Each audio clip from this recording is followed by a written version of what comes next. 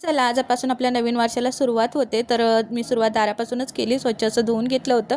आता बोलतात सणाला छोटी का होईना दारात रांगोळी काढली ना की दार शोभून दिसतं. तर काल आम्ही कपाटसुद्धा बुक केलं होतं. मग ते घेऊन आले. बोलतात सणाला असं कोणती वस्तू घेतलेली चांगलं असतं आणि मला कपाटसुद्धा घ्यायचं होतं. तर म्हटलं चला आजच घेऊया. तर इकडे आल्यापासून ना मला पूजा करायला भेटलीच नव्हती काही प्रॉब्लेम मुळे आणि म्हटलं चला आज आपला पहिलाच गुढीपाडवा आहे नवीन घरात. आता घर रेंटचं असो या कसं असो आपण जोपर्यंत राहतो ते आपलं समजून म्हणजे वावरायचं असतं आणि त्याची काळजी म्हणजे नीटनेटकं पण ठेवायची असतात. तर मग मस्त सगळ्याची पूजा करून घेतली होती आणि आज मिस्टरांना सुट्टीसुद्धा होती. मग पडदे वगैरे लावायचे होते. तर असं असतं आपण जिथे जेव्हा जातो ना तर परत आपल्याला असं सगळं सेटअप करावं लागतो. मग मिस्टरांनी पडदे वगैरे लावून घेतले होते. सकाळपासून खूपच काम होतलं होतं आणि म्हटलं चला थोडंफार काहीतरी बनवूया. तर इथे मी श्रीखंडपुरी वगैरे बनवायला घेतली होती आणि बटाट्याची रस्सा भाजी. तर आज पहिल्यांदाच ना सणाला माझी भावाची मुलं माझी जवळ नव्हती आणि मला खूप वाईट वाटत होतं. पण माझा काही जीव राहत नव्हता. मग त्यांच्यासाठी थोडंफार पाठवून दिलं होतं. आता मिस्टरांना कंटाळा आला होता तरी जबरदस्तीने पाठवलं होतं त्यांना.